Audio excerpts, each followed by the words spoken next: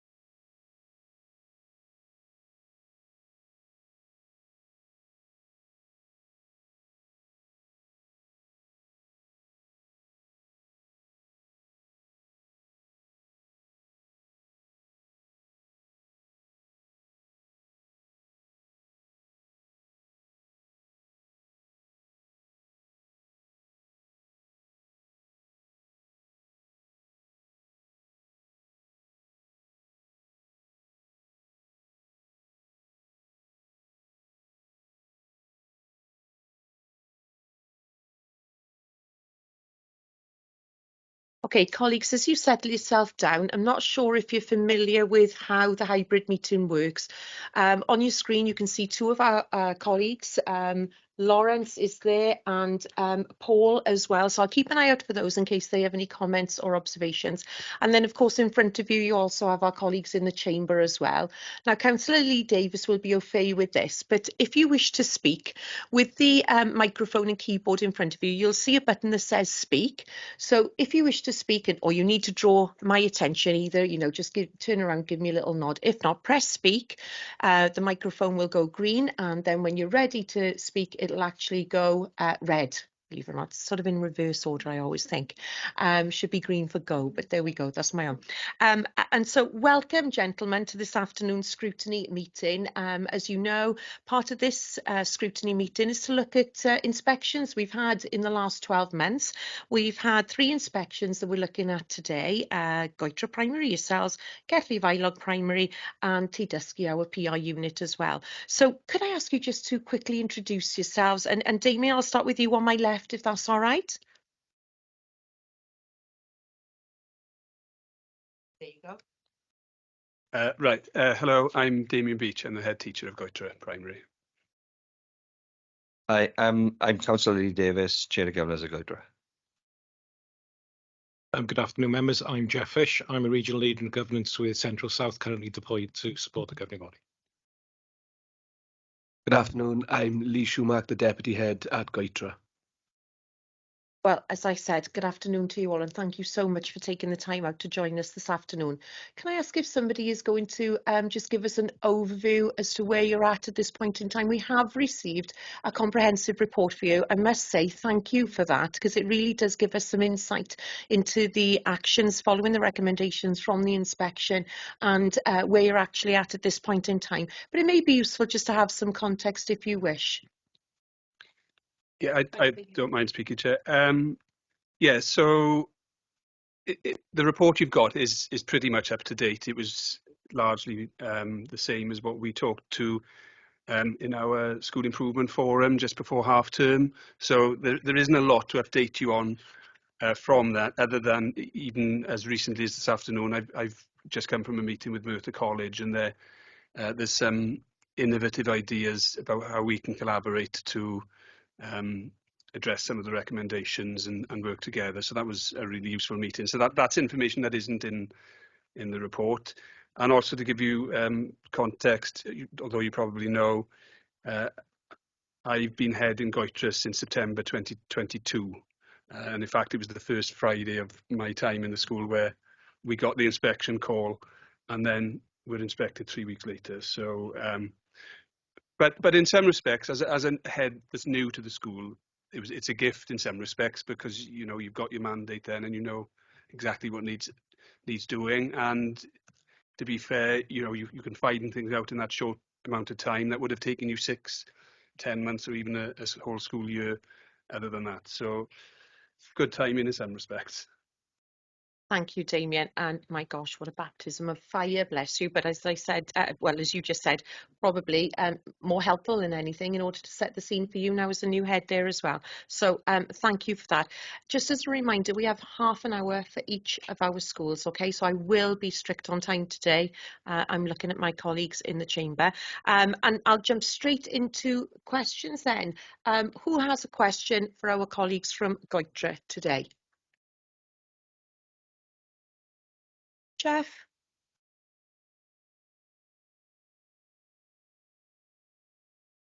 Can I just, as a checking a fact, it says here the percentage of pupils eligible for free school meals over a 3-year average is 53.9%, and the national average over a 3-year period is 21.3. Is that a typo? Is that actually correct, please, guys?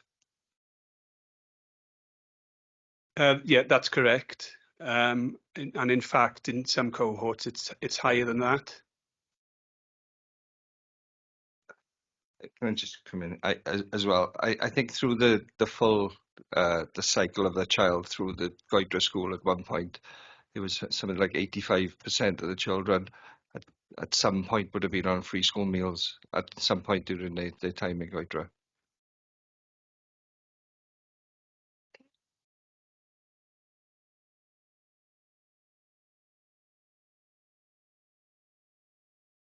in your school, I've noticed that Estin made note of how you support your ALN pupils.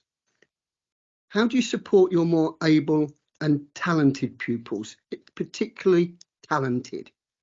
How do you recognise talent? Is there a particular system you follow? And how do you know if it is effective?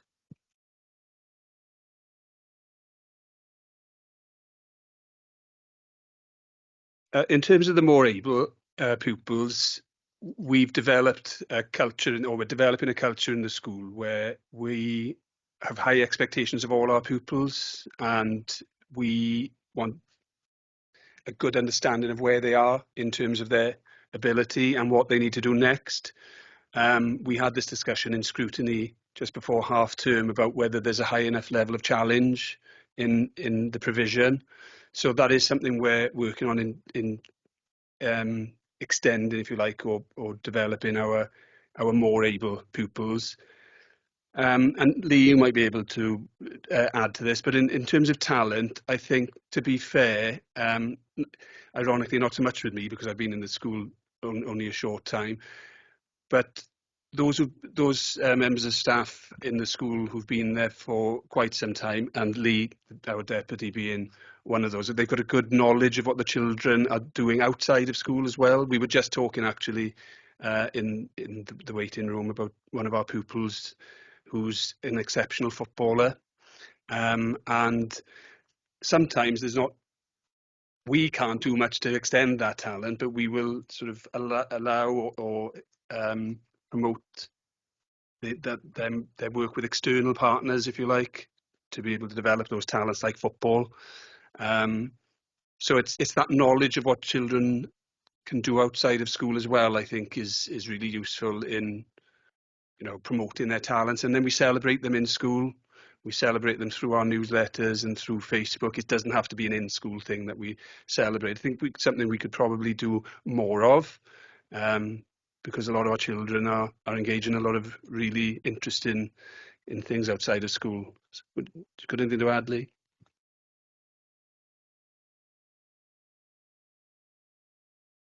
Sorry, I did. I think it's important, and Estin actually realised this is about developing the whole child. It isn't just about developing the child's literacy and numeracy, even though they are very, very important. We, as a school, believe that we do a lot of things for our children. We run the most after school clubs within the local authority. There's things going on for all of the children, so every child feels valued. It isn't just about the work within the classroom, it is the whole child that needs to be developed. You spoke about sport. We provide a number of opportunities through sport. We provide opportunities through art, drama. We set up an enrichment program within the school week. So on a weekly basis, the children choose something that they would like to do to it. It's about enriching the lives of the children in the school. We give the children those opportunities to excel in the talents, whatever their talents might be, and I think we pride ourselves on that as a school, trying to give those children as many opportunities that they might not get in their home lives, they might not get outside of school. We have to provide those opportunities for the children. So that is something that we do very well in Goitra. And more chat.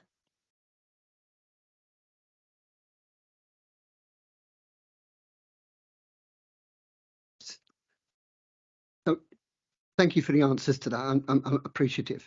How valuable is pupil voice, taking what you said? How do you identify pupil leaders? What has changed since this report in terms of pupil leadership, and how has it occurred? And if it has occurred, can you give us an example, please? Right, so pupil voice, to answer your question, is very valuable in the school. We We have 8 pupil voice groups. The expectation is that all of our junior children and later in the year, our older infant children are part of one of our pupil voice groups. So to give you examples of some of the groups, there's the Money Makers, which is an entrepreneurial. There's the IT Whizzes, you can imagine what that's, Crew Cymraeg, Safety Squad. And then each of the pupil voice groups has a chair and vice chair, voted for, they put themselves forward for that role, and it's voted for by the members of the group. And the chairs and vice chairs then come together fortnightly to join what is it's like a pupil senate or our school council. So they will meet with me, or if I'm not there, then Lee. One of our pupil voice groups is our Learning Legend group. So we talk to them about what they'd like to see in the curriculum and what they'd want to see in lessons. We've got monitoring coming up next week, and one of the activities in the monitoring is to speak to the pupil to the school council about reading as it happens next week, and digital. You asked about the sort of how things have changed. The safety squad in particular will tell you they've made dramatic changes. I think it coincided, to be fair, with the local authority about putting the fencing up, but the safety squad felt that we needed fencing and a path. And within a month it was up, so they thought, wow. So that was great. The playground group they worked with designers and chose the equipment that has been installed in the yard. The Healthy Schools group, they'll take assemblies on how to, what you should have in your lunchbox, because we find it's, rather than us lecturing parents, it's sometimes easier pupils go home and say, I'd like this, please, and I'd like that. So I think it's strengthening pupil voice, and in fact that's one of the conversations I was just having in Merthyr College about how their students could come and work with our children. So to give you an example, Merthyr have got a group of students over in Patagonia at the moment, where we were talking about them coming to work with our Crew Cymraeg, who sometimes run out of ideas as to how they can promote Welsh. So making Welsh games to play in the yard, rather than just sticking signs up around the school. So it's definitely strengthening, and our links with the community are helping it strengthen. So I don't know if anyone wants to add anything to that. Very quickly, Yeah, then, very because other quickly. colleagues So want to ask with questions. what you've just said, does your pupil voice and your pupil leaders, do they attend governing body meetings? No, not yet. I think we want to present to governors. We want our pupil voice groups to present to governors, but we're not there yet, is the short answer. They were involved in the recruitment of a past head teacher as well.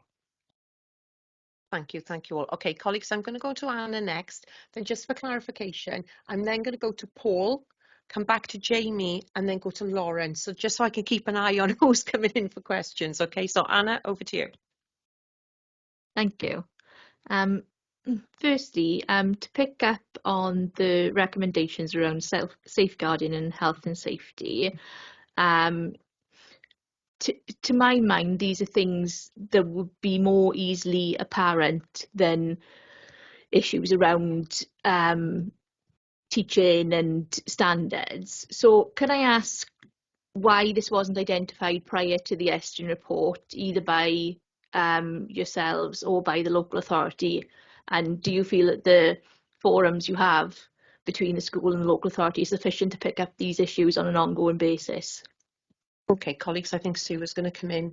I'll answer the first bit and then let Damien answer the bit if he thinks that we're supporting him enough. I think it is fair to say that in this current inspection cycle, the goalposts have been considerably raised in relation to health and safety with school inspections.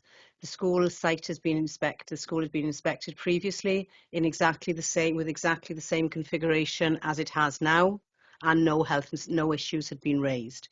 So I think this is something that we are finding in not just Goitra, in a number of our schools, and we are we are trying to address as best we can. However, Estin teams are not always shall we say, consistent in the way that they approach this. So it is something we are working on, but the goalposts have certainly changed since September 2022 into how that is actually, how those are addressed. So I'll hand over to Damien to do the rest of the question. Yeah, I can echo what Sue said from a former role that I was in that the bar has certainly, had been raised, and it was Estin's answer when I asked the question in my former role was, yeah, well, it's everybody's really heightened their awareness of the safeguarding, certainly in terms of the premises. And when I arrived at Goitra, I had conversation with the local authority about fencing and perimeters, anticipating if we were inspected, it would be raised as an issue, which it was. In terms of the processes, some of it was quick fixes. I mean, we fixed one process issue whilst Estin were there, and it was refinement of that. And then the other, it was more a training element, which we've also addressed now, professional learning element, which we've addressed. Safeguarding audits were carried out, I'd imagine, before my time there, but I can't speak for pre my time. But whilst I think part of your question was the support the local authority have given in addressing the issues, as quickly as they could, to be fair, I got no complaints about the support in terms of the physical alterations that needed to be made. And indeed, when I speak to officers from the authority with the health and safety focus, they're always quick to reply. They're always quick to give advice and help. So I think the support has been, appropriate, and I've got no issue with it. But as I say, pre-September 2022, I can't comment from speaking from ignorance.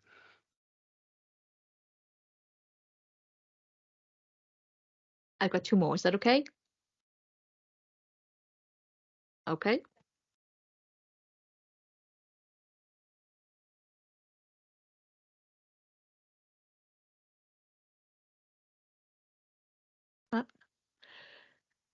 Thanks. So a previous report that came to this committee was regarding school balances and their medium-term financial plans.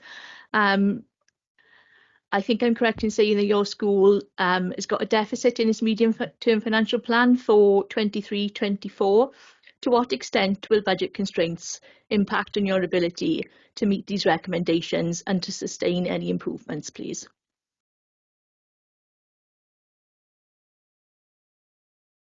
It certainly makes things more difficult. As you'd know, we would have to have submitted plans as to how we're going to address the deficit in the coming years. And realistically, the area that a school can make savings quickly is staffing, isn't it? So that the plans would see a reduction in staffing. The plans as they stand anyway would see a reduction in staffing over the coming years. And yeah, that makes it, it could make it more difficult to address the recommendations is the short answer, because we could be losing key members of staff, and it's just the amount of staff, because obviously if someone leaves, those that remain have got more to do. Yes, please do. I'm currently chair of finance on the governing body. So as you've highlighted and as Damon encapsulated, they're very challenging set of circumstances. What we're seeking to do is forensically analyse all our spend. So the spends are large, so even when they're marginal spends, quite an impact can be made. So what we're trying to achieve is that, yes, there will be an impact on staffing, but that will not impact on standards. That's the balance that we're seeking to achieve. And in order to protect the quality of staff that we have there and retain staff, because that's been a legacy issue in terms of retaining staff. We don't want that disruption to impact standards. So yes, there are financial pressures, but we're addressing those responsibly to show there's to protect that there's no impact on standards. That's how we're coming at it as such. Thank you. Anna, I've made a note, so if I've got time, I'll come back to you for your third. Is it relevant to budgets and... All right, okay, I'll come back to you now. So I'm going to go to our colleague Paul online. Thank you, Chair. Two things I've noticed then from the reports. One is the pace of change, and head teacher has kindly explained that he's only been there just over a year. And the other thing that's interested me, of course, is the governance arrangements at the school. The new head teacher has been in place since September 22. I noticed at page 14 that there is comment about then the governing body having to renew governors. If I can address this then to the chair of governors, if I may, what was it that needed to be done at that particular time in the spring term of 22 or 23 in the first instance that made you then have to then take such drastic action as to remove governors? Lee, can I take that one? Because actually, Paul, it wasn't a governing body decision. It was a local authority decision. Page 14 does say, Sue, that the GB have decided. Yes, but it was in consultation with myself, because there was discussions about, as Lee will remember, there were discussions about actually putting in an interim executive board into the governing body. So to actually ensure that that wasn't a route that we went down, we came to cabinet, and we came to cabinet to secure additional local authority governors, which is how we actually supported the governors moving forward. Lee, do you want to respond as well? Yeah, we had a couple of governors that weren't attending and weren't active within the governing body, so we decided to have a frank chat with them to see if they had the intentions of coming back and being supportive to the school, and they couldn't commit to the time, so we didn't really ask them to leave, but it was a bit of a frank conversation, because we'd gone through a couple of tough years. There was 5 heads within a year. I don't really want to go into that, but it was quite challenging for me, and it did seem like a lot of the decisions were falling on my head. So, in conversation with Sue and the local authority, they were very supportive in bringing in additional governors to support me. As a governor myself, I'm very interested then in the responsibility that then falls then to unpaid governors such as yourself. Could you give me an indication as to about how much time you commit then to this particular school? Not so much at the moment, but at one point it was probably over 40 hours a week. Okay. And do you consider it then important that there is commitment then from each of the governors? Yeah, 100%. Okay. Are you by any chance then a governor in any of a school? Penedre. Okay. And are you able then to give as much attention then to that school as you do then as the chair of this particular school? No, it's a frank answer. My priority is probably Goitre more so than Penedre, but I am obviously the chair of governors of this school and on a lot more committees. I have worked with the school for over 20 years now. I fully understand that and appreciate and support that view. If I can then talk about pace then, I note that in the summer term it was expected that governors then would be involved then in the monitoring of school performance. The latest information then is a bit dated. Could you tell me whether or not that has actually taken place at all with any of the governors? Next week, 14th and 15th, I'm only there for a day, but there's 3 of us going in next week for 2 full days. And any reason why it hasn't been done so far this term? But I haven't been involved, but it has been going on. Yeah, it has been happening. It's happened with the Standards Committee, and Jeff, I think you'd agree with that. We looked at the Central South Evaluation Toolkit, so we started off work almost self-evaluating. We've got a timetable now throughout the year of monitoring activities, and we've had to get the governing body in place to be able to get them to come along to commit to join in the monitoring activities, if that makes sense. So, but it has been happening. The standards committee has a former head teacher on it, for example, and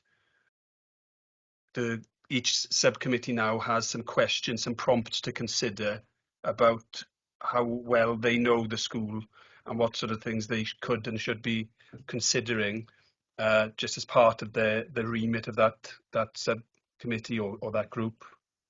So it had been happening. Jeff, would you agree? Yeah. Chair, could I just supplement that very briefly? Yeah. Yeah, I think that the point that's been made is, and it's a fair challenge, as you said, in terms of the additional capacity that was brought to the governing body and the change of capacity. That really wasn't stable. That's the best way to describe it, Paul. It wasn't stable. It needed to be stable in order to make the next step. So whilst the monitoring evaluation cycle had been created post-inspection as part of the post-inspection action plan, we didn't have the stability at a governance level. So that's why we had to make some challenges and some approach to bring that stability. That's now happened late in the summer term, early in the autumn term. And then the actual implementation of the monitoring has started to happen and is now back in line with the plan. That's the best way to describe it, Paul. I hope that assists. Okay, thank you. I noticed that two of the governors at the moment are the former deputy head and the current deputy head, Ben Penedre. Can I just say that I've been looking at your website. Your website and your prospectus contains two sets of lists of governors. It was difficult for me then to understand who is currently then on the governing body. I don't know whether the website then postdates then the prospectus. The reason why I raise this is that as a parent governor myself, then I think it's imperative that the parents then of children then in the school then know who they can turn to then if they have any questions. Thank you, Chair. I finished my questions, but thank you for your answers. Do you want me to come back? Yeah, Damien, if you just want to add. Yeah, no, that's a fair point. The website needs to be updated, so that's something I'll pick up. Thank you, Paul. Colleagues, I'm just mindful of the time. I'm going to come to Councillor Jamie Scriven next, then to Lawrence, then I can see Jacob on my screen. I can see other mics on, but I'm just mindful that we have only got just under 10 minutes left. Okay, so Jamie, over to you. Okay, thanks, Chair. Good thing is a lot of my questions have been asked. So I just want to point to clarity, because I know it was mentioned in Jeff's questions. But in terms of the pupil voice, and you were talking about you've got 8 different groups and that they were engaged in terms of outdoor equipment. Is that something that's still going on? Are they still engaged in the development and improvement of resources? Obviously, that's key to your recommendation 6. Yes, yeah. So at the start of the year, pupils could choose what pupil voice group they wanted to be on. So they could change from last year. So it didn't mean they were, if you were in the Learning Legends, that you'd have to be on it until you left us. So they've chosen their new groups this year. They've chosen their new chairs and vice chairs. The school council has chosen its chair and vice chair now as well. And so, yeah, work is underway. By half term just gone, they were tasked with coming up with an action plan of what their work would look like, their work stream, if you like, or workflow for the rest of the academic year, and they are to present to the rest of the school in the coming fortnight. You're welcome to come and see that if you'd like to.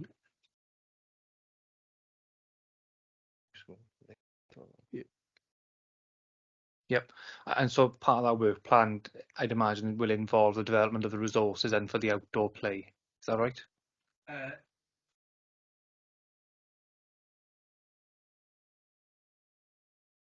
Yeah. One of our groups in particular is tasked with. It's not just resourcing, I'll be honest. It's about activities that children can do at play times and break times. So that might be providing clubs, and this is new to me. If you'd asked me a month ago, I wouldn't have known what a tech deck was, but I know what a tech deck is now. It's these little skateboard things. So there was a tech deck club today that some of the children wanted. So that's a provision that then needs to be resourced. So yeah, we are involved in them. That's great. Very quickly, my last question is around your recommendation one. So, is there a basic level of safeguarding training or awareness for your governing staff that's going to form part of the new committee that you've put in place now? I think I'm still on. So I don't know if there's a basic one for governors. I mean, Sue, is it level 1? Yeah, level 1 for governors. And Lee is trained in delivering the level 1 training, which he does for new starting members of staff as well. Our safeguarding governor is actually trained at level 3, and our chair is. So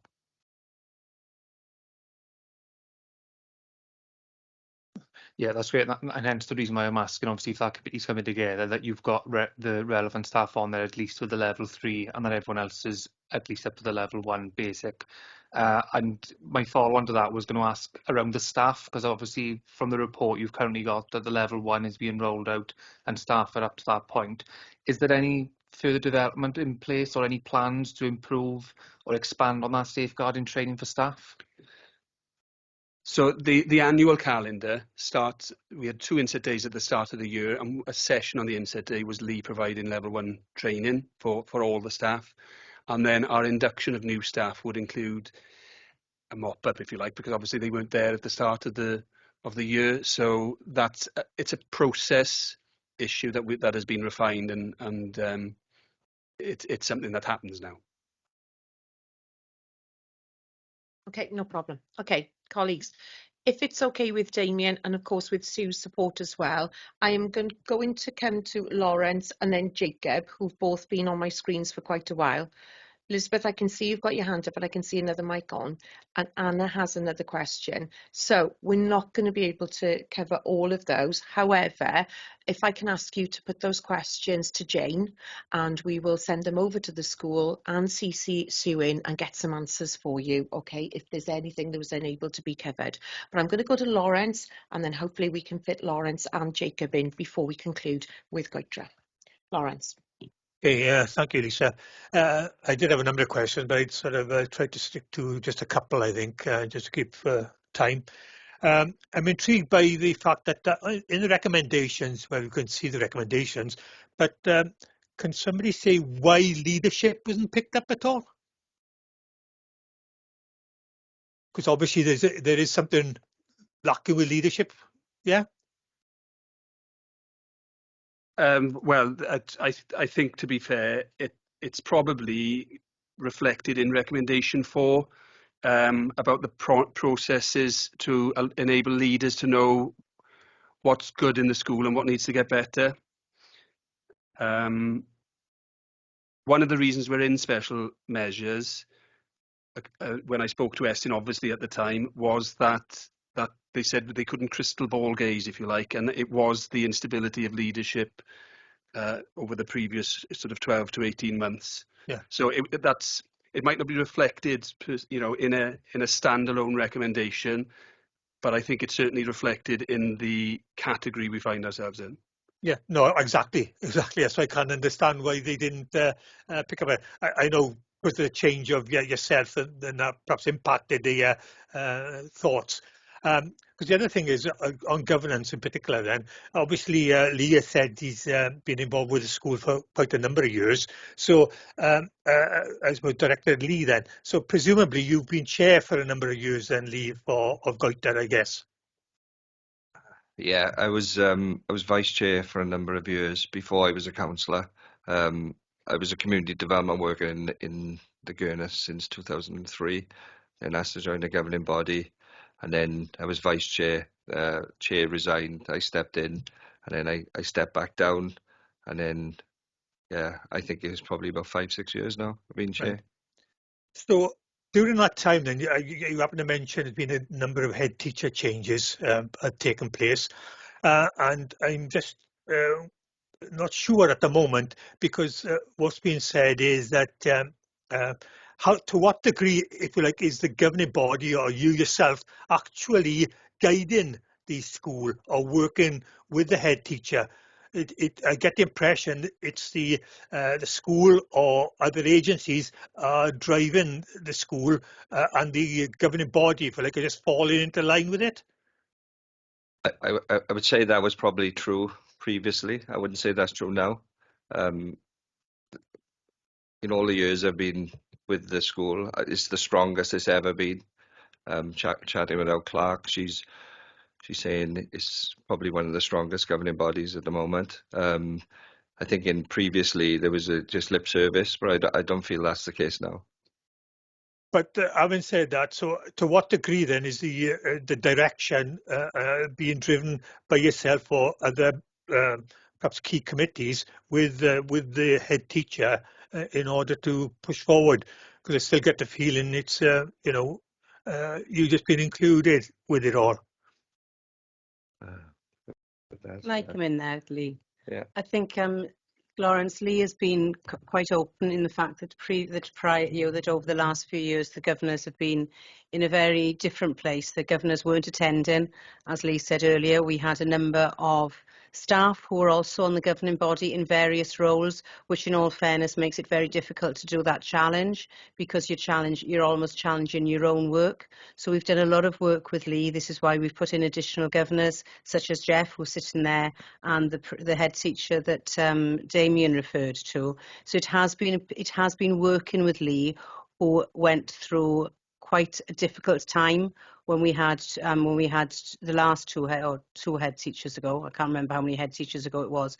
So actually Lee has worked with us and worked with other governors to ensure that he's strengthened the governing body, and it is certainly in a far stronger place, as Lee said, than it was earlier on. And this is why the governance was picked up. Leadership is implicit throughout all those recommendations. And as Damien said, the school wouldn't have been in the category if leadership had been stronger. And that's leadership at all levels.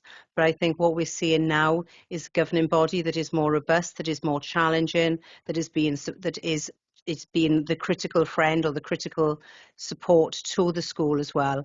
And actually, Lee has been quite honest in saying that it has moved forward and it is in a different place than it was when this inspection took place. No, I understand that. But my final point or question then is this: to what how did the school find themselves in this position, considering you got an improvement partner, CSC, involved with the school, obviously local authority helping the school over the last few years? So how is it that that the school has ended up in that situation without external, if you like, guidance to avoid it? I'll take that. There was external guidance. This has been a school causing concern for a number of years. We have seen the school improve. We've seen the school dip through various reasons to do with demographics, to do with governance, to do with leadership at the school. And we had just before the year before this inspection, we had identified this school as a school that if Eston came in, we were going to find ourselves in this place, the place that we're in now. Unfortunately, the head teacher that was in post then was unable to take the school to where we wanted it to be. So Damien took over a school that we'd already recognised was going to be an issue. And unfortunately, and I hate saying this, the result from this school was not a surprise to the local authority. It was a disappointment, but actually it's enabled Damien and the governors to move forward and to actually ensure that the children of the Gurnus estate are getting a far better education experience now than they were previously. Okay, thank you, Sue. Thank you, Chair. That's okay. Thank you, Lawrence. Jacob, I'm going to let you ask your question really quickly and then we'll conclude, if that's okay. Thank you. I just wanted a quick question in regards to your second recommendations. You talk about pupils having the chance to have different teachers throughout the day. I'm curious in particular about the comment that says that some people find the movement from the normal teachers unsettling, but that you also support these people with a nurture provision.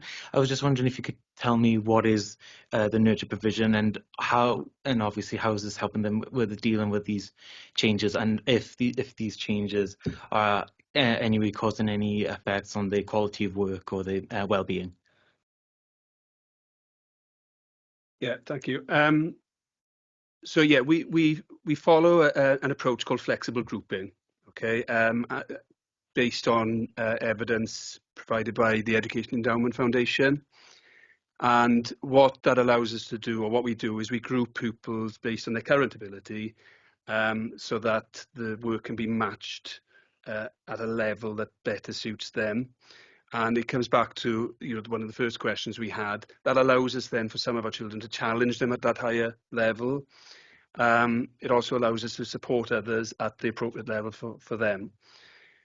What some of our pupils didn't like is literally the moving from I'm settled here and I've got to move upstairs maybe, or I'm moving next door.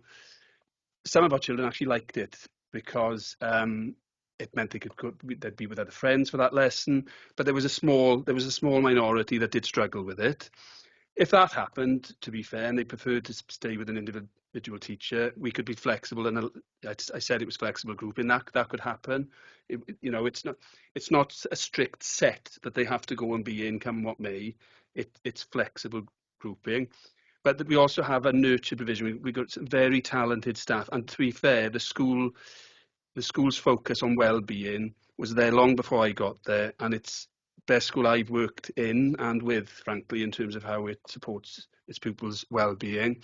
I know that's important to all of the staff and Lee in particular. But we do have a member of staff who runs our nurture provision, and it can offer like an alternative curriculum for those who need it, with help of the community, and the community been outstanding as well in their willingness to engage. I talked about Merthyr College earlier, but there's others as well. EE have been an outstanding support and resource to the school. So, for example, some of our children go to Boxercise, which is totally provided by EE. And that's not just our children who are struggling, but we found that those children do particularly enjoy going to things like that. But it's an opportunity we make available to all our children. He didn't talk earlier about there's a Goitra 100 that was launched in Assembly this morning. They're experiences that we want our children to have during their time with us in Goitra. So to come back, I think to answer your question, it's a sort of alternative provision that is better suited for some of our children, or I say an alternative curriculum, but that's probably not even the right term, because everything we offer in the school is our curriculum. You're welcome to come up and see it. Okay, Damien, Lee's just going to come in quickly. We've got in Goitra at times throughout the year, we've got over 100 children who are within the social services umbrella. So that's a huge proportion of our children who have got social and emotional needs. Some of our children come into school and might not be ready for learning when they come into school. Our nurture provision, which is called the Cwtch, is set up so some of those children, we try our best to recognise some of the needs of the children when they come in every morning. There is a member of staff, a friendly face on the doors as they come in. So even before they go to classes, some of our children go to something called breakfast with a hug. So it's not a hug as such, it's just that caring approach. The children don't go into classes straight away. Some of them have got such emotional needs because of the environments that they live in. We have to make sure those children are ready for learning. So we provide the breakfast club with a hug. We put things in place for some of our children who need that little bit more care, that little bit more emotional support. So those things are put in place from the moment the children come into school. We try to be proactive rather than reactive. All too often we're dealing with children who have got massive needs, but we try to ensure that things are put in place before certain things happen, to make sure that their needs are met before we have an outburst or before we have a problem with another child. So things are put in place before that happens.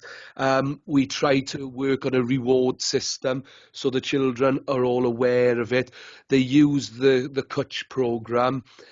we try our best to make sure that we are proactive, and we try to get the children to work towards targets, and when they meet the targets throughout the day, they can go and use the coach in a positive way rather than it being negative. They've done something wrong, they have to go there. We try to use it positively.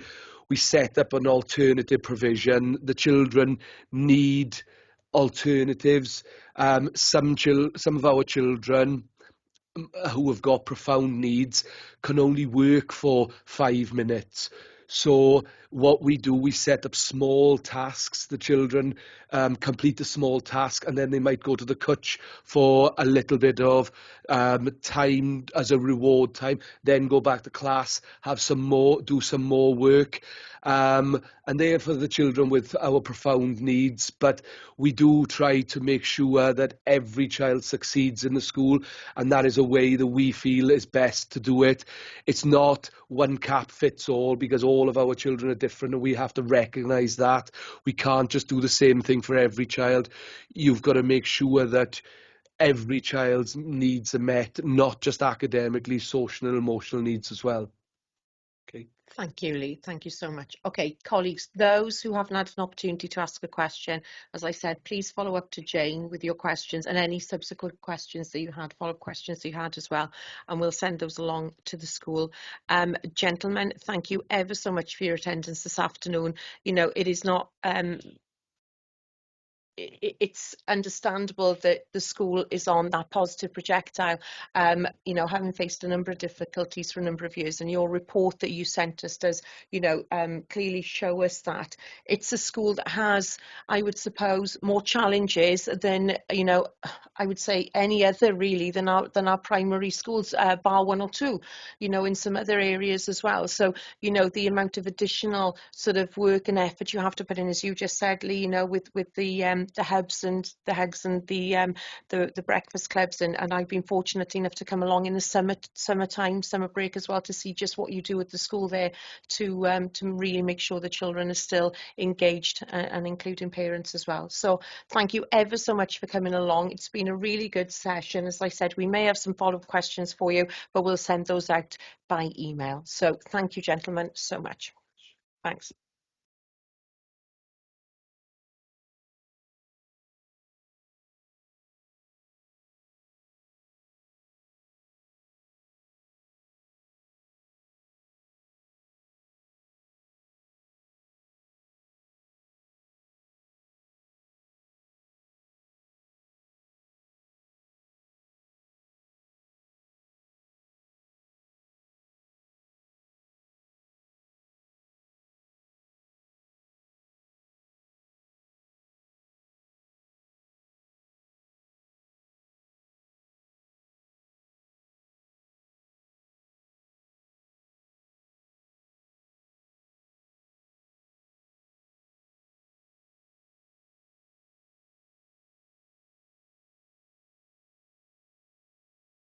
Okay, Paul, our colleagues from Gelli Vlog are just coming in. Jamie, you are staying.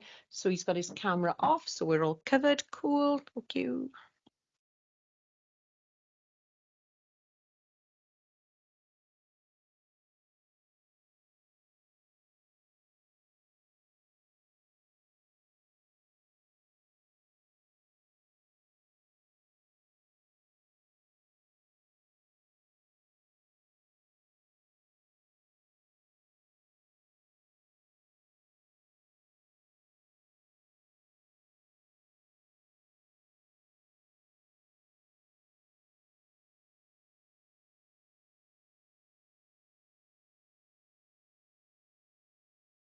Welcome, gentlemen. So as you settle yourself down there, my colleague Kevin will know this very well. You know, press in front of you to speak. There's a little button that says speak, and the mic will go green.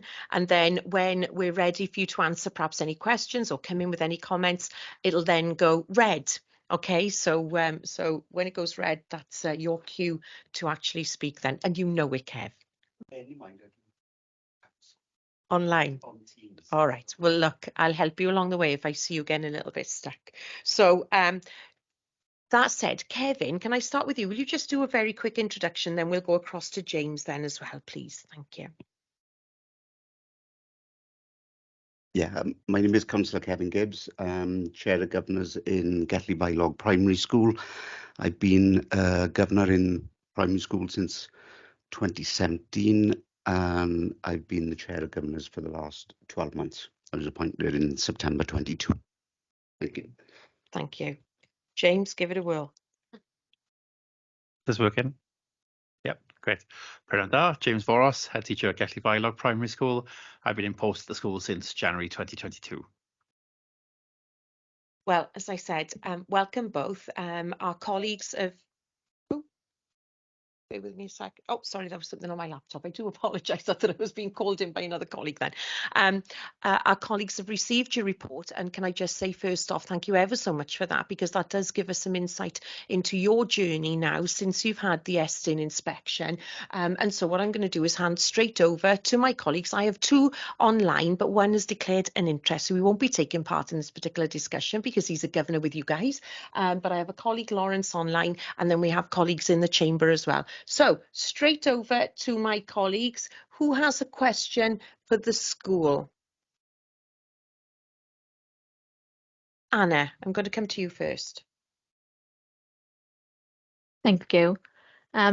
Firstly, can I ask, with regards to the report as a whole, what has been the parental response to the report? Have you seen any impact on pupil numbers or parental engagement more generally?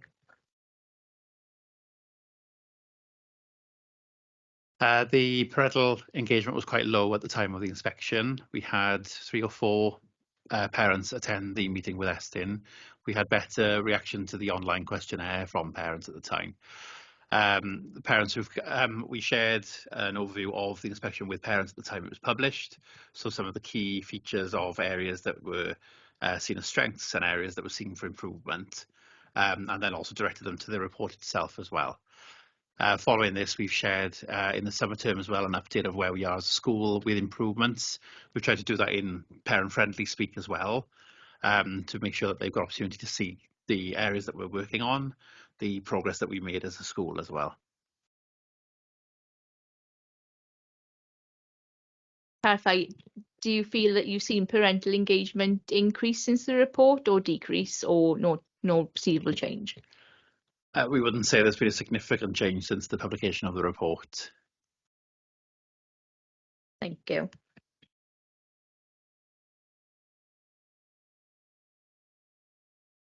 And again, just a question more generally. So a previous item to this committee was regarding school balances, and Gethley Bylog is one of 2 out of primary schools, sorry, 1 out of 3 primary schools that will show a deficit for the next financial year. So can I ask, to what extent will budget constraints impact on your ability to meet the recommendations outlined in the ESTIN report, and also to sustain any improvements? It's a challenge. You know, the numbers in the school have come down by about 20 children, so that's impacted on our overall budget at the moment as well. What we've done is we've tried to balance the number of teachers and number of staff in the school versus what the children need, but also the need to make improvements to the school building, and the fabric of what we offer the children in provision has been really important as well. The local authority have supported with some additional funding this year that supported us with improving the environments that we have at the school. So that's been much needed, and you know, we're very grateful for that as well. And we've looked to try and make that sustainable over a 3-year period, that we can reduce that deficit down. That is a challenge in the current time, because teaching is recommendation 2 for us, and making sure that teaching is effective. That's going to depend as well on how class sizes continue really over the coming years. But we've got a plan in place, and that's been approved by our school's finance committee and by the governing body, that we feel is sustainable over a 3-year period, into a 4th year then to come back to be neutral. Thank you. So can I ask, have you lost staff from September, or do you plan that you will need to lose staff from next year onwards? So yeah, some of our temporary staff that were in post have not continued into post now in September, and there's plans to continue with that then through into next year as well. So yeah, there is a reduction in staff as a result of the financial situation. Okay, thank you. Thanks, Anna. Jeff? Thank you, Chair. In your school, how do you support the more able and talented pupils, particularly talented? How do you recognise talent? Is there a particular system you follow? And how do you know if it's effective? So part of our recommendation is making sure that teaching challenges all learners.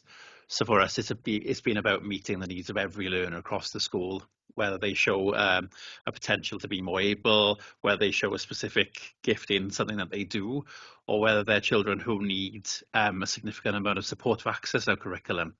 So for us, it's been about making sure that teachers adapt their teaching effectively.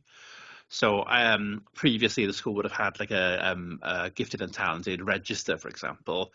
We've moved away from that because, for example, trying to be general in this meeting now, but if we're thinking about a child, say, who has maybe dyslexic tendencies, who struggles to access their maths, they may struggle in number, but they may show a real talent for their work in shape, space, or area, for example.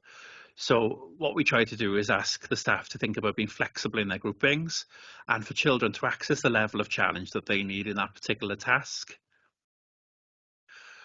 So, for example, like I say, if it's a child who's struggling with their number work, that doesn't mean they necessarily will be struggling with other more hands-on maths, for example. So it's that the change has been for our school, in general, is that if a child is working within work that is maybe set for children who have a lower prior attainment, that doesn't mean they have to access that kind of work in other areas of their learning as well. Teachers are listening more to what the pupils are saying, are questioning the children more effectively to find out where they are at in their learning and making sure that the challenge is at the right level for them. As a school, it was identified in the core inspection that staff weren't necessarily challenging those children well enough at all levels, and therefore we've had to work incredibly hard at that, and that's something we've tried to bring through in the report that we shared with you as a committee, is that whilst that wasn't necessarily coming to fruition in the autumn and spring term, in the summer term and autumn 2023, we're starting to see that actually come through now in the teaching in classrooms.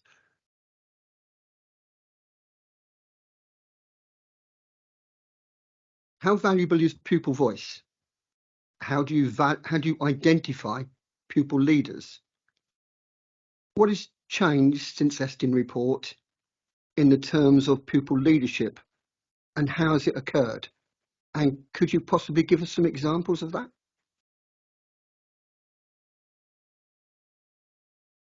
Yeah, thank you. Sorry, I'm trying to get used to the tech here. Yeah, pupil voice is absolutely critical. It's not valuable, it's invaluable really to what we're doing as a school. So, for example, in the way that staff are setting lessons in foundation phase in particular, where that's been the slowest to make progress over this last year, but now we're seeing the real value of the work that we've done. We're listening to what people say in terms of what they want to learn, but using that with the expertise of teachers in what the children need to learn as well. And what we're seeing is children feel they have more of a say in their learning in the class. As a result, they are now engaging better in activities. A key example would be in our building block area for year 1 and 2 children. It's a range of blocks that the children can access. The children, as a result of learning about their local area, are building different things in the community as part of their block play. So they're actually creating now, and they're thinking about that and be more purposeful in their play and purposeful then as a result in their learning. In terms of our school council, we've undertaken elections most recently. And what we've asked them to do as a school council this year is to come up with their own improvement objectives. Last year, before the inspection, that was too heavily scaffolded, and staff were sort of leading them to the areas that they needed to improve in. But it was early days for bringing back that kind of pupil voice work within the school post-COVID. As a result, this year we're asking the children to lead that more from where they feel the school needs to improve, and then to take responsibility for those improvements. So part of our post-inspection action plan has been about pupils feeding back to the governing body, and from the autumn term 2, which we have now in 2 weeks' time, the school council will be providing feedback to the governing body on their progress as well. That's brilliant. Thank you. Thank you, Jeff. I'm going to go to Lawrence next.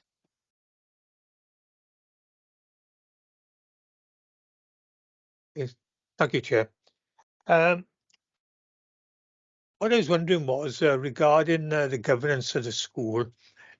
Since the inspection or prior to the inspection, has there been many significant changes as far as the governing body goes? Yes, Lawrence, absolutely. When we had the inspection last year, we were roughly running on about 9 or 10 governors. There was a lot of parent governors in there, and it had been like that since I started in 2017. There wasn't much engagement. There was hardly any questions being asked. Whether there was any, the questions that were being asked before last year were generally by a handful of people. I'd say myself and Dan Jeffson, we would be the ones who are doing most of the questions, and of course Jamie since last September. But after the inspection report, I sent a stern email out to all the governors. I told them how difficult a time this is. We are now facing, and how we need to raise our game and be actually more on board with the strategic governance of the school.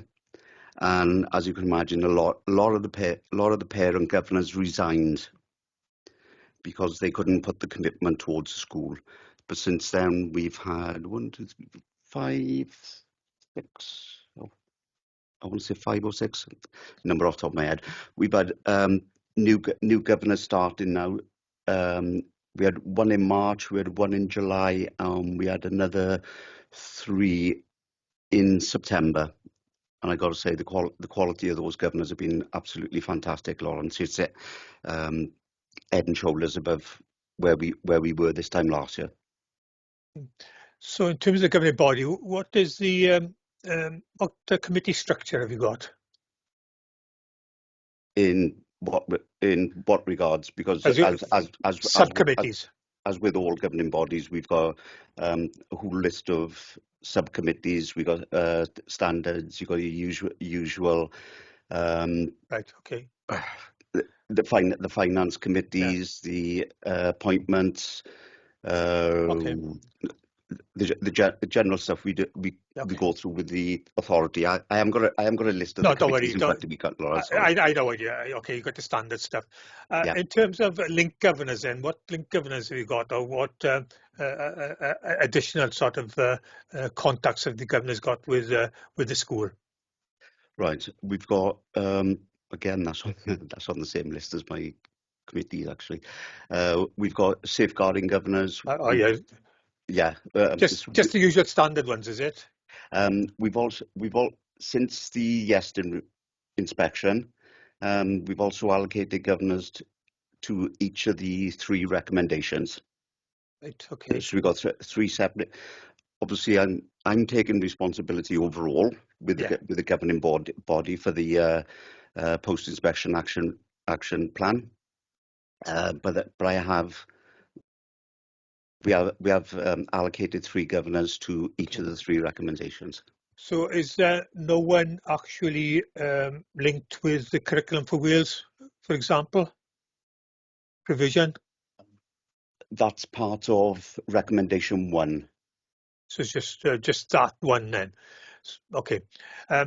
In terms of the thank you. And I know where you're coming from, Ron. So I don't think that's something we've actually put into place as yet. Okay, no worries. Thanks, Yeah. Kevin. In terms of the staff, then I know, as I say, the head I met has only been there for a year, and I think the deputy came in at the same time. So, in terms of the rest of the staff, to what degree are they experienced? Then, for example, are there many on UPS, for example, in the staff? Yes, yeah, we have a number of staff who are on the upper pay scale. Yeah. Yeah. So how? So what major? So what's the sort of percentage of staff on UPS? We've got around half the teaching team on Yeah. UPS. Okay. So what's the total number of the teaching team? 10. 10, is it? Okay. Thank you. Thank you. So I noticed about embedding leadership in is part of the requirement. So to what degree have you been able to work on that going forward? So I know you got in the report, but if you can sort of explain, would be better. Thank you. Yeah, absolutely. So as part of that report, we speak about some key people who have supported the school in driving school leadership forward. That refers to the literacy coordinator, the maths coordinator, the Welsh coordinator, and then the curriculum lead. So those all link in very much in terms of recommendation 1. Within that team there, we've got a number of staff who are part of our upper pay scale. Again, I won't go into specifics, but they are given larger, wider responsibility across the school. And as a result of us working on our recommendation 3, which is around embedding leadership at all levels within the school, they're taking a far more significant approach now to supporting the monitoring and evaluation of those subjects across the school. When I started in January 2022, the key was very much around developing senior leadership level in the first instance, and then we were inspected in the November.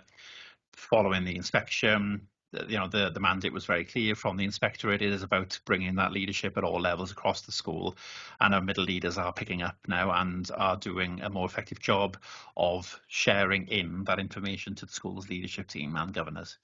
I see. So on that basis, then, are you sort of seeing more initiative coming from the staff as a result? Absolutely. We feel that they have a better knowledge of how the new curriculum now works, which has been critical. That moves on significantly from the last time the Scrutiny Committee visited the school back in, was that in late July, was it, or September, Lawrence, that you were with us? Yeah. This is September. At that time, the school's leadership team had a good understanding of where we were at in terms of the new curriculum.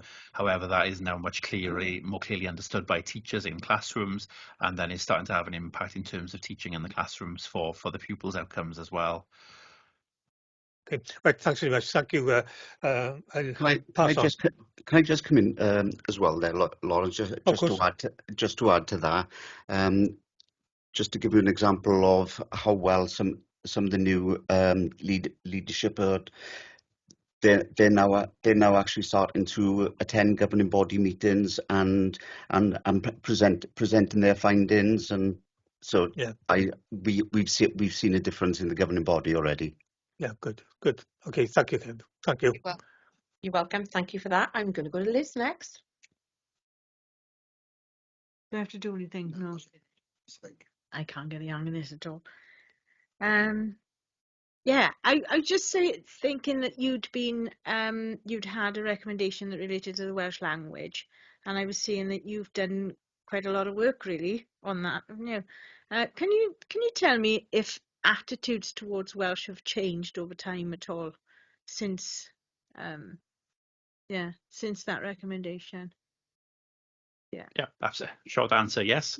Longer answer is I feel that across the school we're seeing far more engagement with the children in the Welsh language as a result.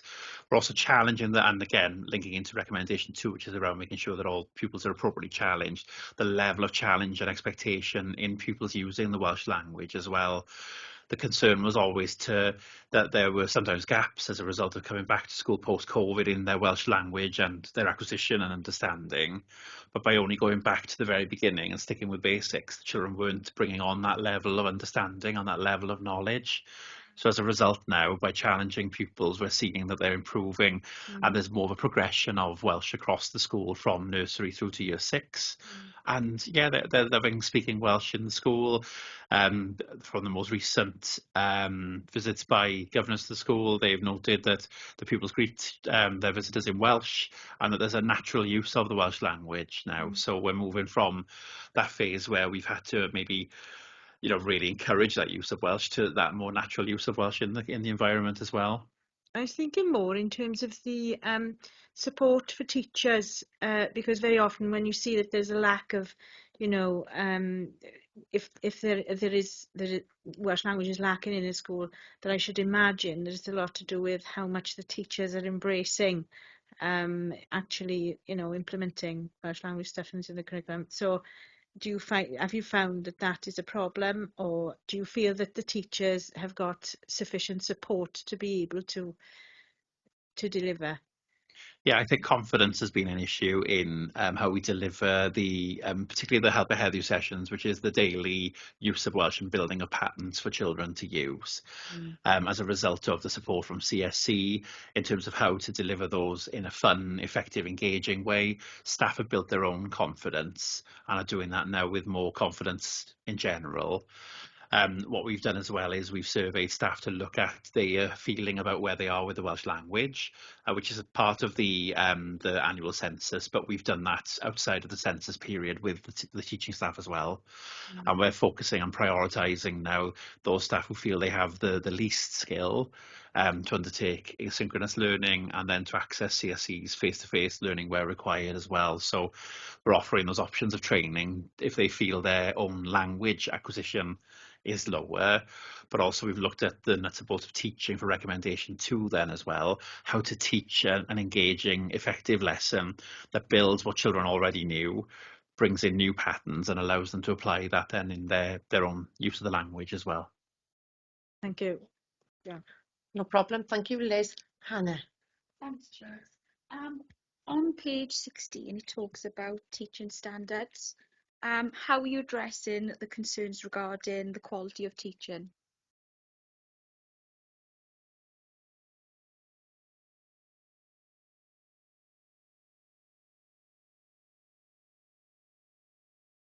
So I'm just going to double check where we are in that. Bear with me a second. That one now. Yeah. So we've tried to paint a really honest picture, and that's what we've tried to do from the outset, and certainly from the start of my headship as well, with our local authority and CSC colleagues.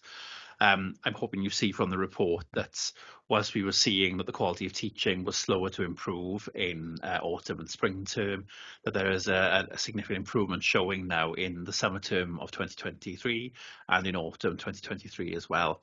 That's been very much about rigorous monitoring and evaluation. So that's been about weekly focuses with staff. So we're trying to balance the well-being of the team, because it is a precious situation, I'll be honest about that. And the way we described it most recently was, if you're trying to eat an elephant, you have to eat it one bite at a time, because obviously you can't eat it all at once.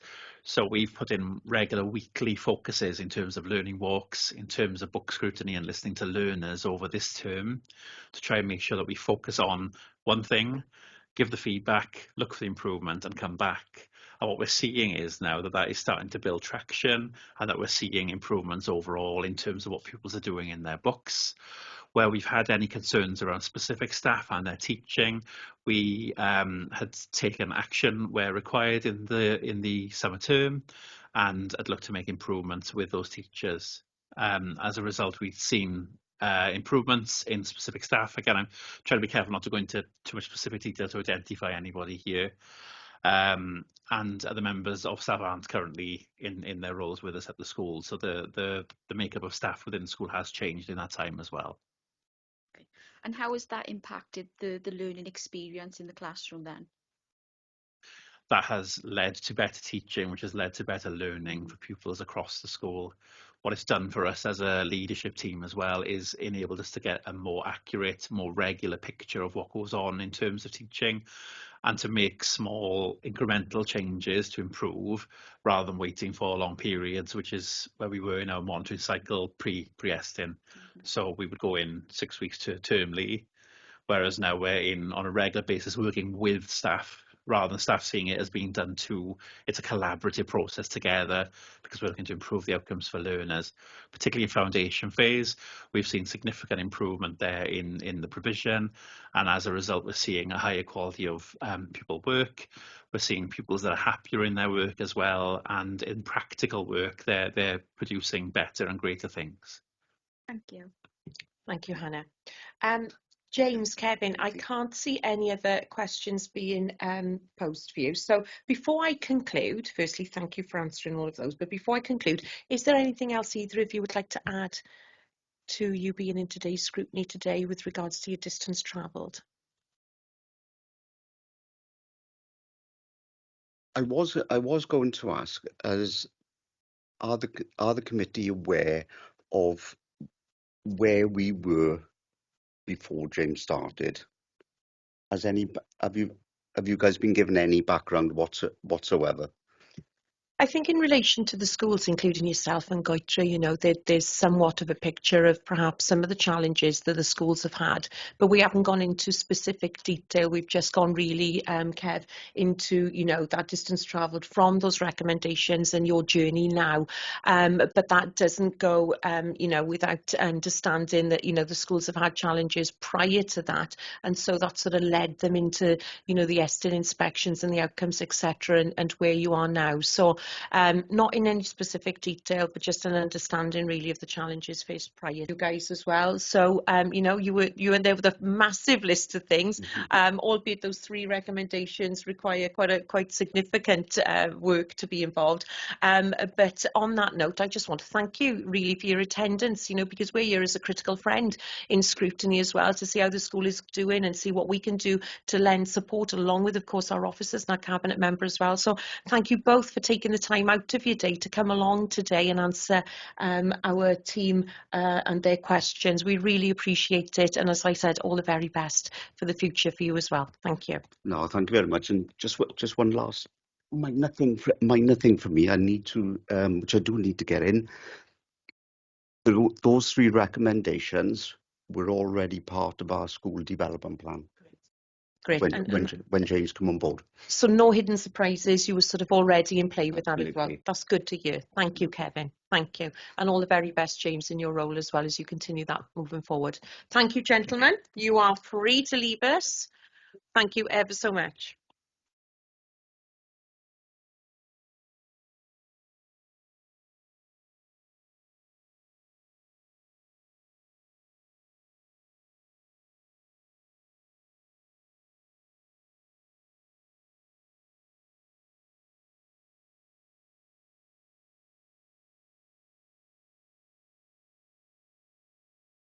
Okay, colleagues, as we wait for Gavin to arrive, you actually have to go into the lounge, Hannah. Apologies. Yes, yeah. No, I think I'm looking to Democratic. Can you help me? Does Hannah actually have to go into the lounge? Yes, she does, because you're physically in the chamber. Sorry. So yeah, so thanks, Anne. We used to have tea and coffee in there, we don't know, but perhaps we'll reorganise that again. Okay, guys, just to set the context as well as we await Gavin's arrival. Now, you may be sat there thinking, well, hang on a minute now, Gavin's one of the team. He's one of our officers within the council. And that is because we're in a little bit of transition at the moment with regards to DDysgu and the PRU. So just to set that for you, in case you weren't already aware of it, we don't have a head in place at the moment. That's because we are out looking for a new head for DDysgu at the moment. The previous head has put in their resignation. So hence that is why our colleague Gavin is answering in relation to the PRU inspection today. Okay, just to set the scene a little bit. Okay.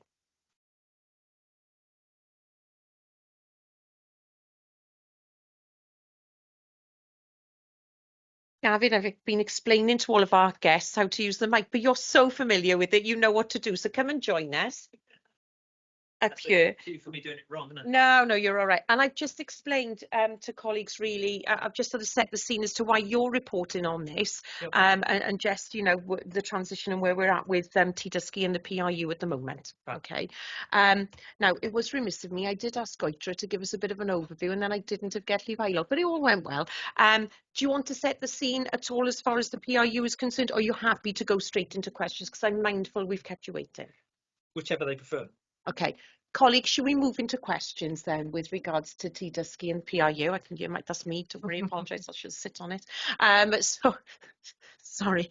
Okay, we'll move into questions. Who has a question? Online, by the way, we've got Paul and Lawrence, and I can see Paul has come straight in there. So I'm going to go straight to Paul. Paul, jump in. Great, if I can. Thank you, Chair. Gavin, could you explain to me then the governance arrangements then at the PRU, please? Yeah, so the PRU is a type of school by Welsh Government guidance, and it doesn't have a governing body, but it has a management committee. There is separate guidance for the management committee compared to governing body guidance. However, the expectation for PRUs is still that they have policy in place, some of which would look generally like a school policy. So, for example, the school safeguarding policy would be adopted by the PRU as their safeguarding policy. But they may have others that look slightly more like a local authority policy. So governance would be head of centre with a senior leadership team and staff below. The management committee would function as the governing body, but there are additional links then in with the local authority, myself as head of inclusion, and other kind of representatives, Sue, and HR functions as well. Okay, thank you. I'm not familiar with this arrangement then, so perhaps you can help me a bit further. So, for example, a governing body then would hire and fire then head teachers. Whose responsibility would that be then within the PRU? It would be the local authority. Okay, and the management committee consists of who exactly? What's the constituent components, not the individuals? Yeah. So if you look at the Welsh Government guidance, there's clear expectations about the makeup of a management committee. There are therefore kind of proportions of community members, parent representatives, school representatives, and they're kind of held in tension between those groups. So if for example you have X number of I'm just trying to think which way round it is. If you have X number of parents, you have to have X number percentage-wise of community and X number of school reps. So in some respects, it's very familiar. It's familiar to what a standard governing body looks like, even if the makeup is slightly different. Would that be Absolutely. true? Yeah, absolutely. And there will be those same kind of accountabilities in terms of reporting to the management committee, providing the relevant information, adoption of policies, holding to account those things we would expect the management committee function to do. Okay. Two things have concerned me then looking at the report. One was then the governance arrangements, and secondly then is the pace. Now, it's understandable that you're having then to sit in the hot seat then today, but when I compare then the reports that have been submitted then from the two other schools that we've looked at today and the PRU, I can't help but notice that there is indications of things to come, but not things that are in place. Pace seems to be lacking. So where would responsibility lie for that? Is that the management committee who drive the pace, or who? I don't agree that pace is lacking. Estin were very clear that pace shouldn't be the primary concern when they inspected last year. In fact, they were quite keen to ensure that appropriate provision was put in place for pupils, that the leadership was put in place that was needed, and that pace would come from those elements. So Estin were in last month and they looked at curriculum and they looked at safeguarding, and they felt that progress around safeguarding was good and in some ways strong. They felt that the progress around curriculum was slow, but acknowledged that there had been an impact of SLT members not being on on site. But if you look at the broader PIAP, there's significant amounts going on, bearing in mind that the header centre started in April. See, I have to disagree with you there, because words, sentences such as begin to develop, a shared understanding, upskill, the literacy lead, etc., seem to indicate to me that things are not yet in place, whereas there's an intention to have them in place, but they haven't been put in place then, for example, then from September this year, which is when I would expect it to see then some real change then taking place. No, I think that's fair. I think there are some things that have moved quicker than others.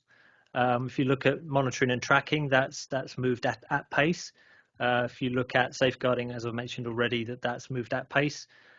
Curriculum development and establishing the vision and then embedding a new curriculum approach at the PRU will take longer anyway, but has been hampered by some of the the difficulties that we've had staffing wise. But huge amount of input and support has gone in from the consortium to support from different curriculum teams to support the PRU in that area. Attendance is always an ongoing concern and issue, will always be, whether it's an Estin recommendation, it'll always be one of our key areas of focus. And quite a lot has gone on there, but obviously, progress is slow. And on that one, I would concede that we do need to address some of the challenges there in a slightly more vigorous way. I'll ask you one more question, taking it a slightly different angle. You mentioned then tracking. That would be the EduKey that's mentioned then in the report. Yep. Can you give me an indication then of what progress has been made then since you introduced it, and when did you actually introduce this? So EduKey was introduced in April and was introduced on the recommendation of the new head of centre. It is managed and used across both sites and incorporates PASS, which is the pupil's attitude to self and school data, as well as other elements under the EduKey kind of umbrella. So it's a number of different tools and assessments that the PRU will use. As I think, how many schools across the borough use it? It's quite common, I think, EduKey, isn't it? So it's quite a common approach in terms of having an understanding of well-being, but also broader education needs for pupils. So it came in April, like I said. There have been a few getting that consistency between the two sites has been something that took a little bit to embed. But it's it's too early to show the impact of it, but it is now established and embedded. Thank you. That takes care of my follow-up question as well. But thank you. I finished my questions, Chair. Thank you. Thank you, Paul. You're welcome. I'm going to go to Anna next. Thank you. Looking specifically at the narrative around recommendation 5 and improving pupil attendance, I note there's a section there about family engagement officer. Yeah. Appointed to work with hard to reach learners and their family. So obviously we're using that term hard to reach in the context of a PIO. So how do you define that within this environment, knowing that in all likelihood the majority, if not all, of the learners there could, by some category, be hard to reach? No, definitely. Let me just check the wording. Family engagement officer has been appointed. Yeah.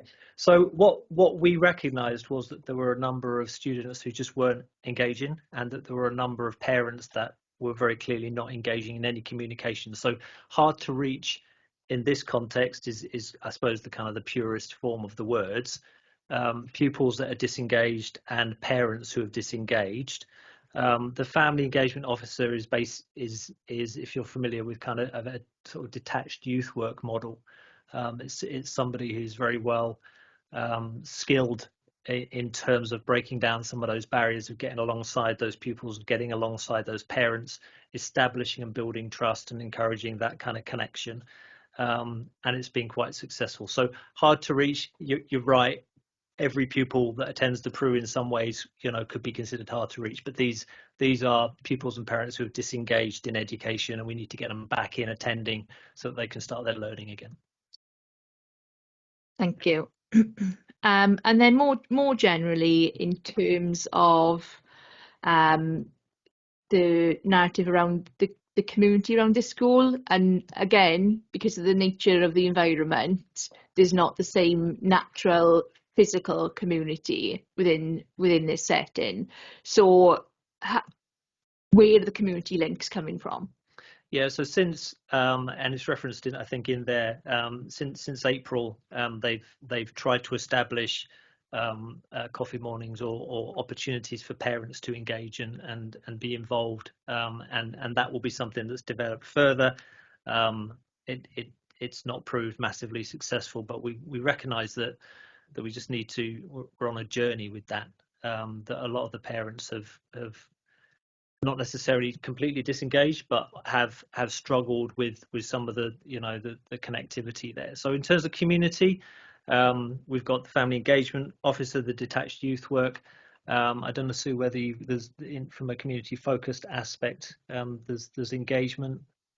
It's early doors. It's the same as there is engagement with some community group, with some community the third sector to actually engage with the setting. But again, that's at a very early. There's a strong link with one particular third sector organisation, but trying to get that wider links. The community focused schools manager is working with that, and as will the family engagement officer that Gavin mentioned there. We have established, I mean, there are the links with sort of black sheep and military prep, but I think that the nature of your question is slightly different to that. It's not what alternative provision is the PRU engaged with. It's around that community development focus. So there are things going on, but in terms of establishing a much more a sort of a clearer ownership link and engagement link with families, that's still ongoing. Leave it at that then. Thank you. Yeah, okay. Thank you, Anna, so much. Okay, I'm going to come to Natalie next, then I'm going to go to Lawrence and then come to you, Jamie. Okay, so Natalie. Okay, thank you. So thank you, Jay. Recommendation 2, you've said that staff are to continue to work to the individual support plans to improve provision. What are the support plans and how would it decide the staff need to be put on them? What would be the criteria for putting the staff on the support plans? I think, Natalie, if you actually look at the third column along where it says individual support plans are in place in response to observations from the summer term. So during the summer term, the leadership team were actually looking at the teachers and looked at sort of their strengths and the areas for development. So picking up from that would be the area, what support needs to be put in place. So it's been needs led. It's been led by that baseline of observations, and whilst you might say, well, they should have known that before, this is a new leadership team, so it was the new head teacher and with her assistant head teacher at the time. So that's where it's coming from. That it's very much based on, it's not generic, it's based on the individual needs of the school, of each member of staff. So it's got new arrangements of performance management. Well, wouldn't you have to put those arrangements in place and then embed them before you would then look at part of it? You've got, these will feed into your performance management target. So this is where these are your strengths. We can work on those. Obviously, we need to continue improving our strengths, but these are your areas for development that'll fit into your performance management targets and actually drive that forward. Okay, and then it says about performance management meetings at the end of the half term to agree staff's personal targets, but on the targets set at the start of each year. They can be set, they can be revisited. They should be set, but they can be revisited. So again, there's a new process. If you're actually looking at this, this sounds off. This perhaps don't take this in the way it probably sounds. The focus for us is to actually improve the outcomes for the learners. Yeah. So that's why the targets have been set on the teaching and learning. But we also have to recognise that staff personal targets. It might be to do some leadership training. It might be various aspects for them. But the focus has been on the standards for the young people. So then when you're revisiting those, that's been the intention then to set the personal targets. We're working on that. Then what personally do you actually want to do and take that forward? they've got the chance to know what they need to do, and that they then have the chance to try and do it. And then if there's issues, then yes, put support plans in, but don't just give them a support plan and these are the targets. This is Sure any support has come in from a baseline of these are your strengths, these are your areas for development. Okay, thank you. And then on page 61, you've got continue to embed the new behaviour response model. Was there consultation on that response model with governors, staff and pupil voice? Again, there's no governing body, so the management committee would have been involved in discussions around that, and staff were involved in the discussions as well. And would pupil voice have been involved? Pupil voice would have been taken into it. We recognise that there's more work to be done in terms of developing and establishing pupil voice, and that is ongoing. And when you're looking at what are appropriate rewards, particularly, absolutely the pupil voice needs to be involved in that, and staff need to be brought along with that, so there's a consistent approach. Estin, recognised that when they were first in, that there were good relationships between pupils and staff, but also recognised that there were some slight differences in terms of behavioural approach between the two sites. And so obviously that feeds into every aspect of the performance management part, but also then to establishing a policy around managing behaviour. Thank you. Thanks, Natalie. Okay, over to Lawrence. Thank you, Chair. Just picking up again, perhaps some of the from what Paul's questions were. Could you I just want to clarify really the if you like the relationship then between the local authority and the management committee. Who is ultimately accountable then for the performance of the PRU?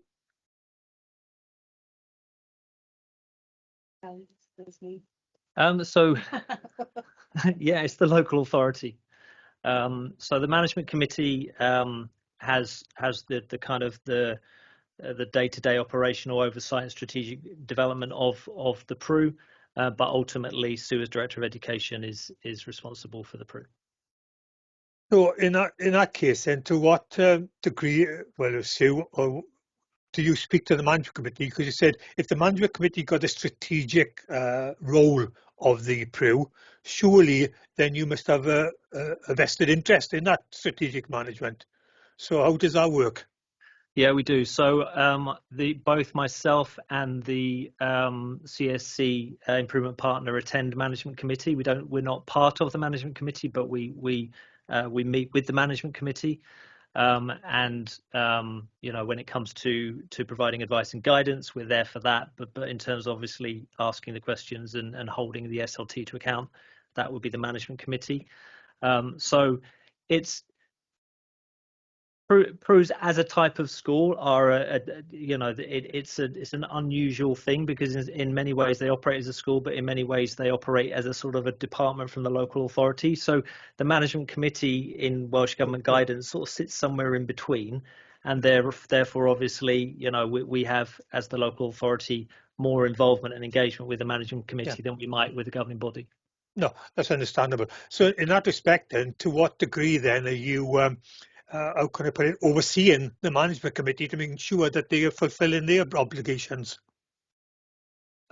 We would, as we would expect there to be linkage with governing bodies as well, but yeah, we do. Oversight's not necessarily the right word. We work very closely with them to ensure that it's effective and functions as it needs to. Okay, so Lawrence, can I come in there as well? Of course. Sorry. We've also appointed all the members of the management committee. So in many respects, they're all sort of like local authority appointees to the management committee. And unlike you as governors, where you're local authority appointees, you're not exactly, you don't sort of meet the terms, you don't sort of give our agenda. With a management committee, we can actually drive that. We've got more flexibility to drive that agenda, because they are all our appointees, and if they don't actually do what we're expecting them to do, we would remove them quickly and put them with somebody else, unlike with a governing body. that makes sense. Right, that sort of fits in nicely. Because then looking at the recommendation 2, then it says about strengthen the quality of strategic leadership. I see that in the table it mentions various things, but that doesn't tell me that the strategic leadership is being improved.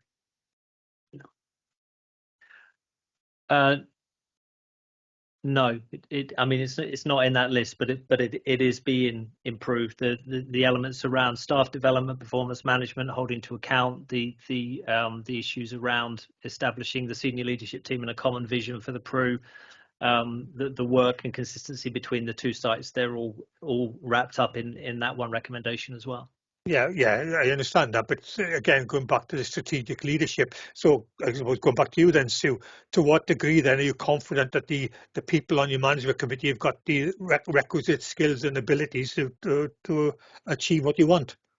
I think what we're seeing over the last term is that the management committee have developed since we've actually put more challenge in and we've put more support into the management committee. We're certainly seeing them develop as a stronger management committee. Are they there yet? No. Will they get there? Yes, with the support and the challenge that they're getting, and certainly with Gavin being there and the support from CSC at every meeting. Whereas from a governing body meeting, somebody from the local authority has to be invited. Likewise with the CSC has to be invited. But actually with the management committee, the expectation is that Gavin and the CSC representative are there. So it is a developing role, but it's not there yet. And just to add one more thing there, we also have a primary head teacher representative and a secondary head teacher representative as well. So that allows us, some extra support for the head of centre too. But as I say. Well, again, with the current obligations, etc., to what degree can they put in the time and the effort to actually fulfil the objectives? Because, like you said, you mentioned about the performance management. But let's so the staff itself, then, similar to the question I asked you earlier, is what is the experience level of the staff? Are there many UPS people employed at the PRU? Yes, we've got. I think in the breakdown, I'm not quite sure of, but it's a rough percentage.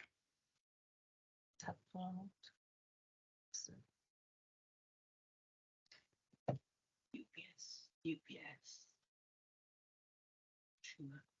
They're about half, I would say. Looking at the list that's on the website, Lawrence would say they're about half. Yeah. So looking at the recommendation 2, and you mentioned about new areas of performance management, which we spoke about earlier, and information on professional standards shared. Surely those individuals should know what the professional standards are that they are supposed to be achieving. Yes. Yes. Yeah. So therefore, one would expect then that I'm just wondering why you mentioned that about information on professional standards being put in place there. They weren't being utilised by the staff, so it was actually put in as an actual recommendation to actually ensure that the staff engaged with the standards.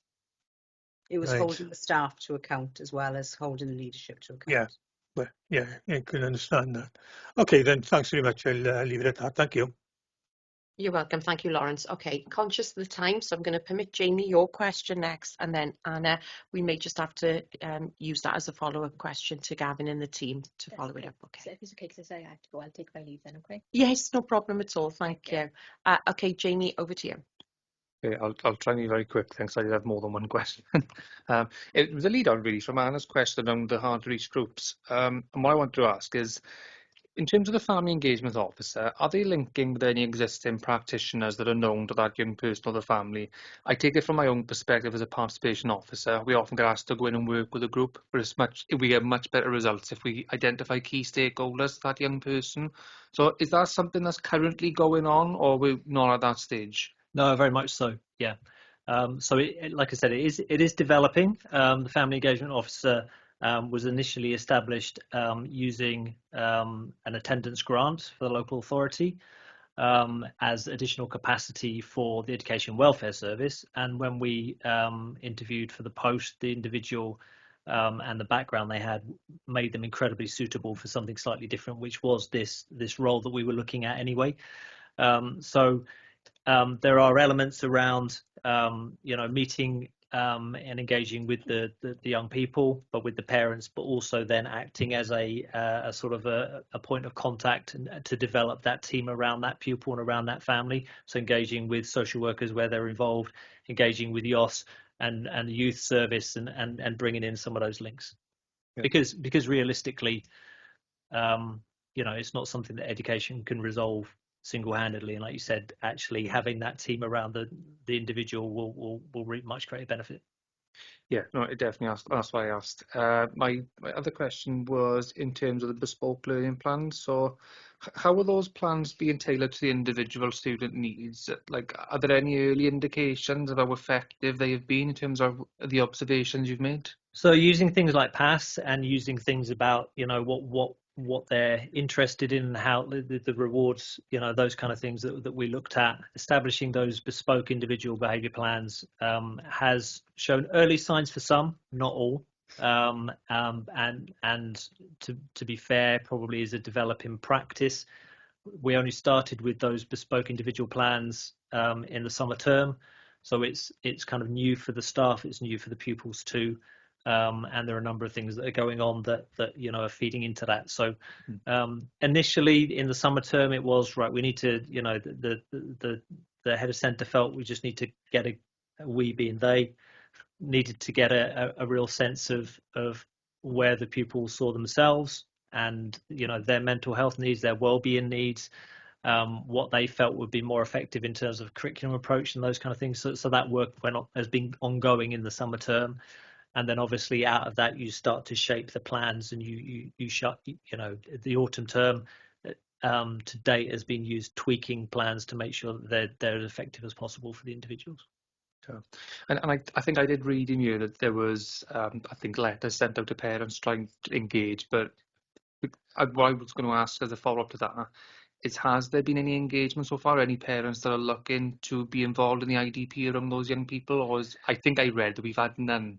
I'm just wondering if there's any update. If they're kind of, if it's sort of a requirement, so around IDP processes and those kind of things, then there has been engagement.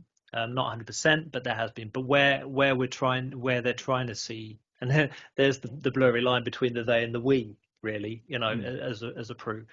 Where they're trying to see greater connectivity is around engaging with the parents in their children's learning and in terms of the provisions that the PRU can offer, and trying to engage them in kind of working collectively to meet the needs of the pupils. So it's been a struggle, realistically, but there, historically there hasn't necessarily been much of a focus on that.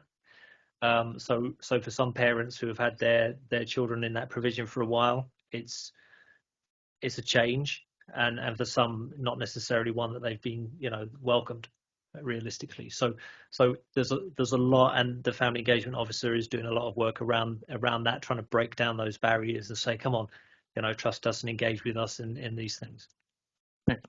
Just one quick last question then. In terms of the new safeguarding policy that was implemented, have you seen any sort of development since that's been put in place? Has the culture evolved? Have the staff demonstrated increased confidence in what they're doing? And has that had any impact on the well-being of the students? Yeah, definitely. So when Estin came, they did a visit last month, and they looked at safeguarding. And they felt that there was strong progress in that area in establishing the policy and establishing consistency of approach across the two sites and across the staff. Staff felt more confident in not only reporting safeguarding concerns, but how they did that. I don't have data to show that as a result pupils feel safer or it's impacted on their well-being, but undoubtedly, where you've got a provision where you've got consistency, you've got confident staff that know what they're doing, know how to report, it will have an impact, but we don't have the data to show that. But certainly when Estin came in, that recommendation won. They felt strong progress had been made to address those areas. That's great. Thank you, Chair. Okay, thank you, Jamie. Jeff, we are out of time. Is it a really quick question? Very, very good. Quickly then. Thank you. Thank you. really, I think it's probably for Sue, but within the education budget, is the PRU funded within this or external to it? And if it's external, what is their budget? That's the question. It's funded within our within our budget, and it's funded in the same way as schools are funded. What is the budget, Sue? It's Can you write to us to let us know? It's 1.04 million. 1.04 million. Well, 1.039 if you want to be exact. Okay. Okay, Jeff. Yeah, thank you very much, Jeff. That's all right. Thank you, Jeff. Gavin, thank you for sitting in and answering those questions for us. It's much appreciated. You know, undoubtedly, I think of all the school inspections that we've seen today, I think this one will, you know, expect some sort of follow-up and just, you know, the journey and distance travelled, I think, just because of the new head and things like that as well, and how that transition moves forward. So much appreciated. Officers, Michelle, thank you ever so much. We are going into the forward work programme next. You're welcome to stay if you want to, but I'm sure you know what's on there. Can I ask you a favour? Will you give Hannah a little nudge, if she's still there, bless her, she is because her coach is here, in the members' lounge, and ask her to rejoin us. Thank you ever so much. Michelle, I'll see you shortly.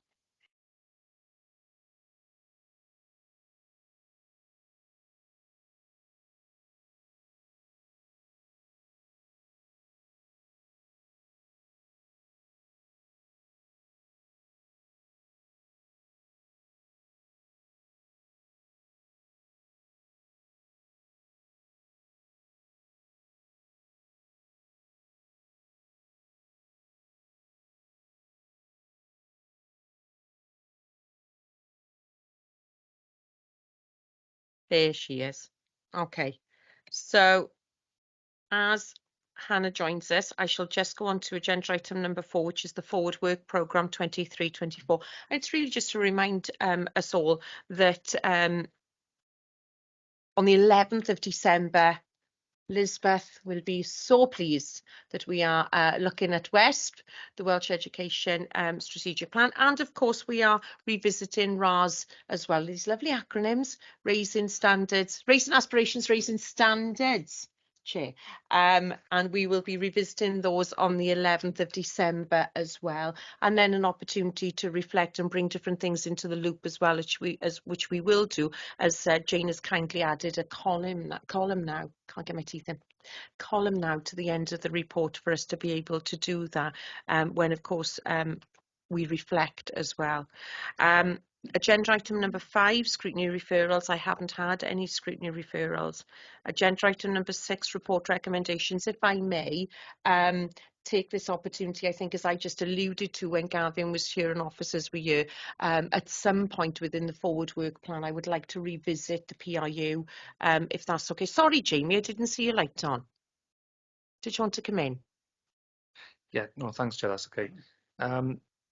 I haven't had a chance to look through the forward work programmes. I've been more focused on the SSN stuff and the inspections, but I know that there was a referral made from the Governance and Audit Committee around the use of evolved systems of the schools.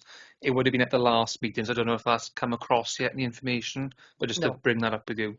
Thank you ever so much. It hasn't come to our attention yet, but we'll make a note of it and make sure that we include it in the forward work programme at some point.